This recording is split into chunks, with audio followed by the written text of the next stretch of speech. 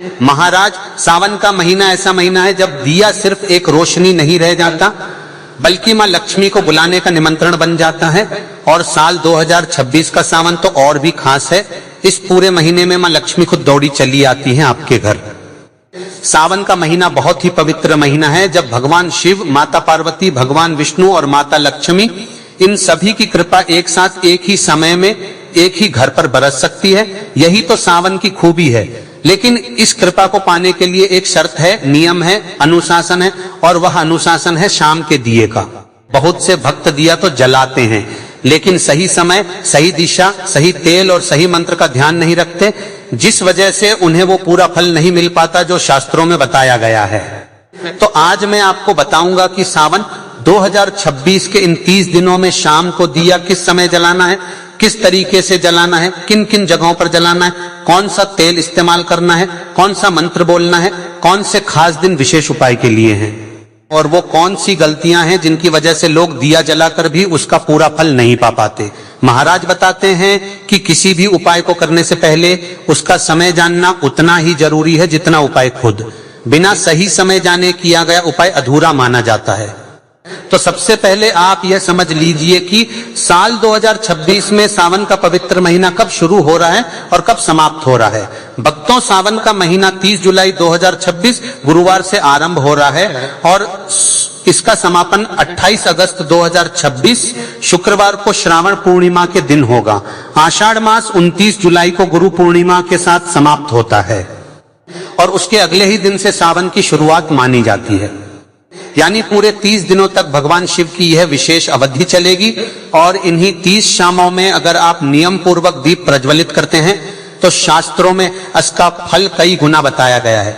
आपको अपने घर में कितने दिए जलाने चाहिए? तो महाराज, सबसे पहला और सबसे महत्वपूर्ण दिया आपको अपने घर के मुख्य द्वार पर जलाना चाहिए। धार्मिक मान्यताओं के अनुसार संध्या काल में माता लक्ष्मी और उनकी बड़ी बहन दरिद्रता दोनों ही पृथ्वी पर भ्रमण के लिए निकलती हैं। जिस घर के मुख्य द्वार पर उस समय दीपक की रोशनी होती है, वहां माता लक्ष्मी प्रवेश करना पसंद करती हैं, और जिस द्वार पर अंधेरा रहता है वहां दरिद्रता का वास हो जाता है। इसीलिए मुख्य द्वार पर दिया जलाना कभी नहीं भूलना चाहिए। यह नियम पूरे साल के लिए है, लेकिन सावन में इसका पालन और भी कठोरता से करना चाहिए। इसका एक और लाभ यह है कि मुख्य द्वार पर जलने वाला यह दीपक नकारात्मक ऊर्जा को घर में प्रवेश करने से रोकता है। जिन घरों में वास्तु दोष हो या पितृदोष के कारण बार बार परेशानियां आ रही हो, वहां मुख्य द्वार पर नियमित दीपक जलाने से धीरे धीरे उन दोषों का प्रभाव कम होता चला जाता है, ऐसा शास्त्रों में वर्णन मिलता है। साथ ही जिन घरों में बार बार बीमारियां आती हैं, आपसी कलह रहता है या आर्थिक तंगी बनी रहती है, वहां भी मुख्य द्वार का यह दिया धीरे धीरे स्थिति सुधारने में सहायक माना गया है। दूसरा दिया आपको तुलसी माता के पास जलाना चाहिए। मान्यता है कि तुलसी की जड़ के पास अगर शाम को अंधेरा रहे तो वहां दरिद्रता का स्थायी निवास बन जाता है। इसके विपरीत जिस आंगन में शाम को तुलसी के पास दीपक जलता है, वहां श्री हरि विष्णु और माता लक्ष्मी दोनों का वास होता है। सावन के महीने में तुलसी के पास दिया जलाना विशेष रूप से फलदायी माना गया है, क्योंकि यह महीना भगवान विष्णु के साथ साथ भगवान शिव दोनों की आराधना का संगम काल भी है। जिनके घर में तुलसी का पौधा उपलब्ध नहीं है, वे किसी गमले में तुलसी लगाकर या फिर घर के मंदिर में तुलसी की सूखी पत्तियां रखकर भी यह उपाय कर सकते हैं। तीसरा दिया आपको घर के ईशान कोण में जलाना चाहिए, यानी उस जगह जहां आपका घर का मंदिर स्थापित है। यह दीपक भगवान के सामने रखा जाता है और इसे पूजा की समाप्ति तक जलते रहने देना चाहिए। अगर आप इन तीनों जगहों पर नियमित रूप से दिया जलाते हैं तो मान्यता है कि आपके घर की अनेक परेशानियां अपने आप कम होने लगती हैं। जिनके पास इससे अधिक समय और संसाधन है, वे चौथा दिया रसोई घर के पास भी जला सकते हैं, क्योंकि रसोई को अन्नपूर्णा का स्थान माना जाता है और वहां रोशनी बनी रहने से घर में अन्न की कभी कमी नहीं होती, ऐसी मान्यता है। इसके अलावा पांचवा दिया अगर आप चाहें तो घर की उस दिशा में भी जला सकते हैं जिस दिशा में आपको वास्तु दोष महसूस होता है, जैसे कि दक्षिण पश्चिम या नैऋत्य कोण, जहां अक्सर नकारात्मक ऊर्जा एकत्र होने की मान्यता है। इस बार सावन में 4 सोमवार पड़ रहे हैं। पहला सोमवार 3 अगस्त, दूसरा 10 अगस्त, तीसरा 17 अगस्त 2026 को और चौथा तथा अंतिम सोमवार 24 अगस्त 2026 को है। इन 4 सोमवारों के अलावा भी सावन में कई ऐसे दिन आते हैं जिनका विशेष महत्व है। जैसे 9 अगस्त को कामिका एकादशी, 11 अगस्त की रात को सावन शिवरात्रि, 12 अगस्त को हरियाली अमावस्या, 15 अगस्त को हरियाली तीज, 17 अगस्त के आसपास नाग पंचमी का पर्व, 23 अगस्त को पुत्रदा एकादशी और अंत में 28 अगस्त को श्रावण पूर्णिमा के साथ रक्षाबंधन का पावन पर्व। इस पूरे महीने को आप एक साधना की तरह लीजिए, जिसमें हर शाम आपको सिर्फ 5 से 10 मिनट देने हैं और बदले में जो फल मिलता है वह वर्ष भर आपके घर को संभाले रखता है। शास्त्रों के अनुसार पूजा में शुद्धता का बहुत महत्व है, लेकिन शुद्धता का मतलब हमेशा स्नान करना ही नहीं होता। सुबह की पूजा के लिए स्नान अनिवार्य माना गया है, क्योंकि सुबह हम रात भर की निद्रा के बाद उठते हैं और शरीर को शुद्ध करना आवश्यक होता है। लेकिन शाम की पूजा के नियम थोड़े अलग हैं। शाम को अगर आपने दिन भर अपनी शुद्धता का ध्यान रखा है, जैसे कि हर बार वॉशरूम जाने के बाद हाथ मुंह धोना, तो आप सिर्फ हाथ पैर और मुंह धोकर भी संध्या वंदन कर सकते हैं। जरूरी नहीं कि आप हर शाम नहाकर ही दिया जलाएं। हाँ, अगर आप चाहें तो कपड़े बदल सकते हैं या फिर गर्मी के दिनों में हल्का स्नान भी कर सकते हैं, इसमें कोई मनाही नहीं है। यह पूरी तरह आपकी सुविधा और आपके विवेक पर निर्भर करता है। बस इतना ध्यान रखिए कि जिस स्थान पर आप दिया जला रहे हैं वह स्थान और आपके वस्त्र साफ सुथरे हों। सावन के महीने में तो वैसे भी अधिकतर भक्त शुद्धता का विशेष ध्यान रखते हैं, तो अगर आप दिन भर पवित्रता बनाए रखें तो शाम के दिए के लिए अलग से स्नान करना अनिवार्य नहीं है। जो भक्त कामकाजी हैं और शाम को थके हारे घर लौटते हैं, उनके लिए यह नियम विशेष राहत की बात है, क्योंकि इससे यह स्पष्ट हो जाता है कि भक्ति के लिए सबसे बड़ी शर्त शरीर की स्वच्छता से ज्यादा मन की श्रद्धा है। महाराज कहते हैं कि शाम की पूजा का जो सही समय होता है उसे प्रदोष काल कहा जाता है। प्रदोष काल का मतलब है सूर्यास्त से लगभग 45 मिनट पहले से लेकर सूर्यास्त के कुछ देर बाद तक का समय। इसी अवधि को गोधूली बेला भी कहा जाता है, जब दिन और रात मिलते हैं, और यही वह क्षण होता है जब देवी देवता पृथ्वी के सबसे निकट माने जाते हैं। सावन के महीने में यानी 30 जुलाई से 28 अगस्त 2026 के बीच सूर्यास्त का समय लगभग 7 बजे से 7:15 बजे के बीच होता है। तो आपको यह ध्यान रखना है कि आपके शहर में जिस समय सूर्यास्त हो रहा हो, ठीक उसी समय के आसपास यानी शाम 7 बजे से 7:30 बजे के बीच आपको अपने घर में दिया प्रज्वलित कर देना चाहिए। एक ही समय पर हर दिन दिया जलाने की कोशिश करें, क्योंकि नियमितता का भी अपना विशेष महत्व होता है। जिस घर में एक तय समय पर अनुशासन के साथ दिया जलता है, वहां मान्यता है कि सकारात्मक ऊर्जा का प्रवाह लगातार बना रहता है और घर के सदस्यों के जीवन में भी एक स्थिरता आती है। एक बात और, अगर किसी दिन आपसे यह समय चूक जाए यानी सूर्यास्त निकल जाए और आप दिया न जला पाएं, तो निराश होने की जरूरत नहीं है। जैसे ही याद आए दिया जरूर जलाएं, क्योंकि देर से किया गया प्रयास बिल्कुल ना करने से कहीं बेहतर माना जाता है। माताओं बहनों, सावन 2026 में 4 सोमवार आ रहे हैं। सोमवार भगवान शिव को समर्पित दिन है। मान्यता है कि सोमवार की शाम अगर आप घी का दीपक शिव मंदिर में या घर के मंदिर में शिवलिंग के सामने जलाते हैं तो भोलेनाथ की विशेष कृपा प्राप्त होती है।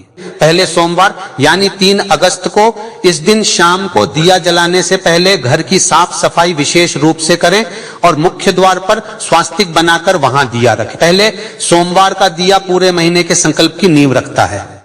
दूसरे सोमवार 10 अगस्त को तुलसी के पास विशेष रूप से 2 दिए जलाने की परंपरा है, एक भगवान विष्णु के निमित्त और दूसरा भगवान शिव के निमित्त, क्योंकि इसी सप्ताह सावन शिवरात्रि भी नजदीक होती है। तीसरे सोमवार 17 अगस्त को जो नागपंचमी के आसपास पड़ रहा है, उस दिन शाम के दिए के साथ साथ घर के मुख्य द्वार पर नाग देवता की एक छोटी तस्वीर या प्रतीक रखने की भी परंपरा है, ताकि सर्प दोष से रक्षा हो सके। चौथे और अंतिम सोमवार 24 अगस्त को इस दिन शाम को दिया जलाकर पूरे महीने की गई पूजा का धन्यवाद ज्ञापन करें, यानी भगवान शिव और माता पार्वती से क्षमा प्रार्थना करें कि अगर महीने भर में कोई त्रुटि हुई हो तो वे क्षमा करें। इसके साथ ही सावन में जो प्रदोष व्रत आते हैं, उस दिन शाम के प्रदोष काल में दिया जलाना और भी शुभ माना गया है, क्योंकि प्रदोष काल खुद शिव पूजा का सबसे उत्तम समय कहा गया है। 11 अगस्त की रात को सावन शिवरात्रि है। इस विशेष रात्रि में मुख्य द्वार, तुलसी और मंदिर के अलावा एक चौथा दिया घर की छत पर भी जलाने की परंपरा कुछ क्षेत्रों में प्रचलित है, ताकि दूर से भी भगवान शिव को यह रोशनी दिखे। 12 अगस्त को हरियाली अमावस्या है। इस दिन पितरों का स्मरण करते हुए मुख्य द्वार पर दिया जलाना विशेष फलदायी माना जाता है, क्योंकि अमावस्या का दिन पितरों से जुड़ा हुआ माना गया है। 15 अगस्त को हरियाली तीज है। इस दिन विशेष रूप से सुहागिन स्त्रियां अपने घर के मंदिर में और तुलसी के पास दिया जलाकर सुख हाइफन सौभाग्य की कामना करती हैं। महाराज 23 अगस्त को पुत्रदा एकादशी है। इस दिन संतान सुख की कामना रखने वाले भक्त तुलसी के पास विशेष रूप से दिया जलाते हैं। भक्तों, श्रावण पूर्णिमा जो 28 अगस्त 2026 को है और जिस दिन रक्षाबंधन भी मनाया जाएगा, उस दिन शाम को घर के मुख्य द्वार पर विशेष रूप से दिया जलाने की परंपरा है। मान्यता है कि पूर्णिमा की शाम को जो दीपक जलाया जाता है वह पूरे महीने की गई पूजा अर्चना का समापन करता है और घर में स्थायी समृद्धि का द्वार खोलता है।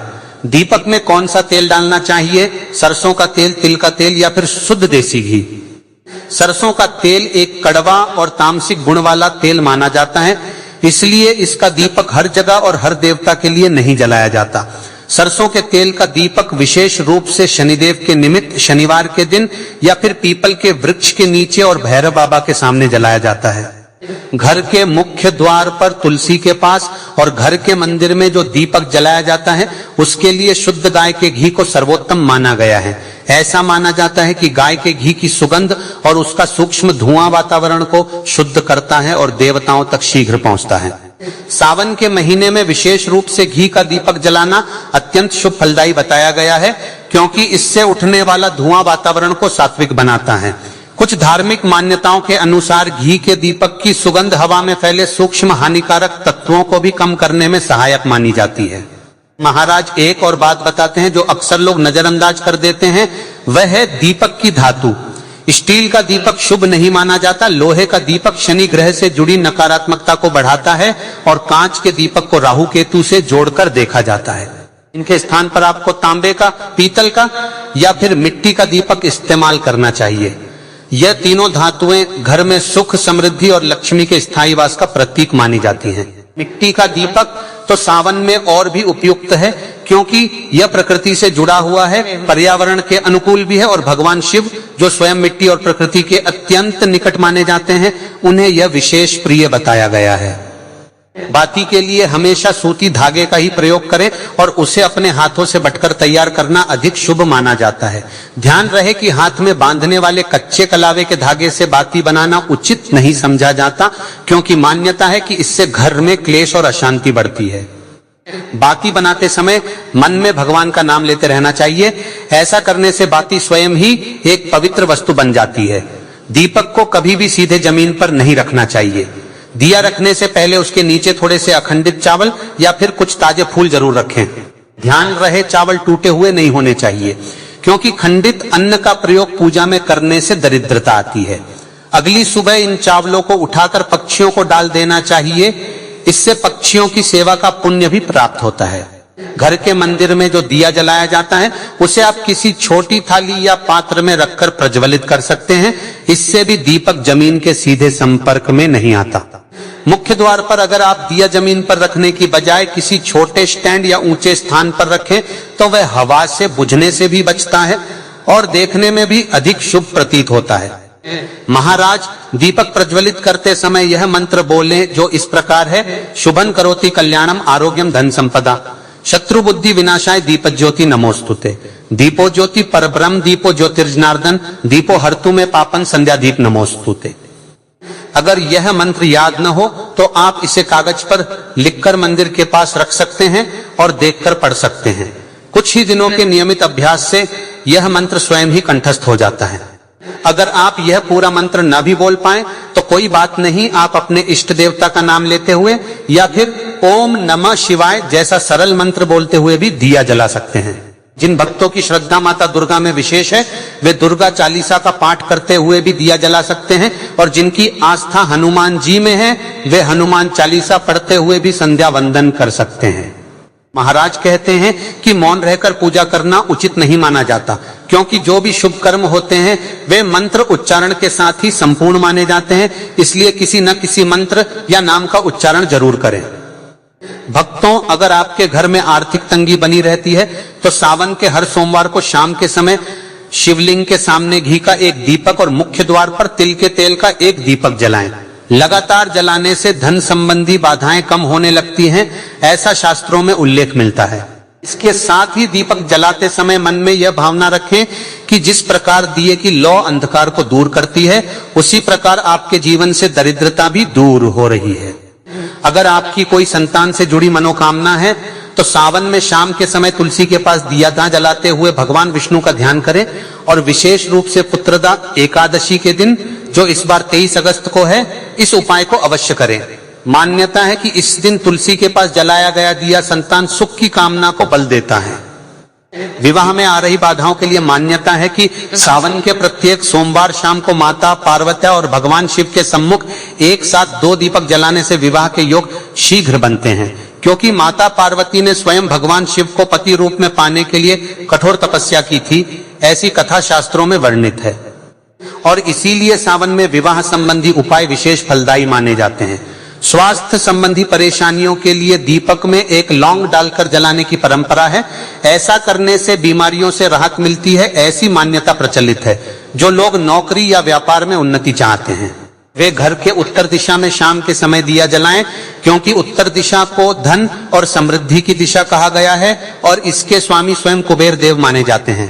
पूर्व दिशा में दीपक रखने से दीर्घायु का आशीर्वाद प्राप्त होता है, ऐसा शास्त्रों में वर्णन मिलता है। जो विद्यार्थी पढ़ाई में एकाग्रता की कमी महसूस करते हैं वे शाम को दिया जलाते समय अपनी पुस्तकों को भी पास में रखें और मां सरस्वती का स्मरण करें। मान्यता है कि इससे बुद्धि तीव्र होती है और स्मरण शक्ति बढ़ती है। जिन भक्तों को किसी शत्रु या विरोधी से परेशानी है वे मंत्र में आए शत्रु बुद्धि विनाशाय शब्दों का विशेष ध्यान रखते हुए दिया जलाएं, इस भावना के साथ कि यह ज्योति उनके सभी शत्रुओं की नकारात्मक बुद्धि को शांत करे। सावन में दिए का पूरा लाभ आपको मिलेगा और कुछ ऐसी गलतियां भी जिनसे बचना चाहिए। पहली बात, घर में तुलसी का पौधा जरूर होना चाहिए। तुलसी को माता जगदम्बा का स्वरूप माना गया है। अगर तुलसी सूख जाए तो यह शुभ संकेत नहीं समझा जाता और इसे तुरंत बदल देना चाहिए। दूसरी बात, घर के ईशान कोण को हमेशा साफ सुथरा और हल्का रखें, क्योंकि यह दिशा देवताओं की दिशा मानी जाती है। इस कोण में भारी सामान, अलमारी या तिजोरी रखने से बचना चाहिए, इससे खर्चे बढ़ने और धन कम होने की मान्यता है। तीसरी बात, प्रतिदिन घर की पहली रोटी गाय को और अंतिम रोटी कुत्ते को खिलाने की परंपरा का पालन करें। मान्यता है कि इन मूक प्राणियों को भोजन कराने से भाग्य के द्वार खुलते हैं। चौथी बात, पीपल के वृक्ष को भगवान विष्णु का स्वरूप माना जाता है, इसलिए सावन में नियमित रूप से पीपल को जल अर्पित करना चाहिए। लेकिन शाम के समय पीपल के नीचे दिया जलाने से बचें, क्योंकि रात में पीपल के पास जाना शास्त्रों में वर्जित बताया गया है। अगर घर में पीपल का वृक्ष हो तो उसे कभी नहीं कटवाना चाहिए, इससे माता लक्ष्मी और भगवान विष्णु दोनों की अप्रसन्नता मानी जाती है। घर में एक ही दिन में 2 बार झाड़ू पोंछा करने से बचें। मान्यता है कि एक बार की सफाई नकारात्मक ऊर्जा को दूर करती है, जबकि बार बार सफाई करने से घर की सकारात्मक ऊर्जा भी बाधित हो सकती है। दिया जलाने के बाद उसे बुझाकर नहीं बल्कि स्वयं जलकर खत्म होने देना चाहिए। अगर तेल या घी कम पड़ जाए तो बीच में ही दिए में और तेल डाल सकते हैं, लेकिन फूंक मारकर या हाथ से बुझाना अशुभ माना जाता है। हर अमावस्या को घर का फालतू और टूटा फूटा सामान बाहर निकाल देना चाहिए, इससे घर में सुख शांति बनी रहती है। सावन की हरियाली अमावस्या जो 12 अगस्त को है, इस नियम के पालन के लिए विशेष रूप से उपयुक्त मानी जाती है।